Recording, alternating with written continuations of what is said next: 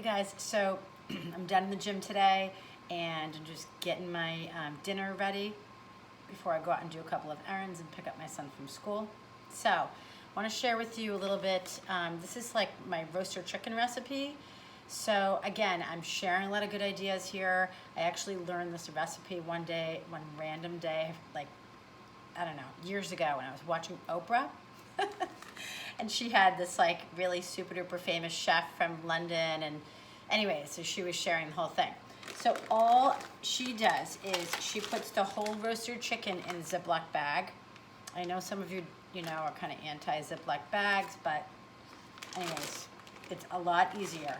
So what you do is you just put chopped onions, and I've got sprinkled in thyme, I've got fresh garlic, salt, pepper, a little bit of oregano, and you let it marinate in the bag, for about like an hour at room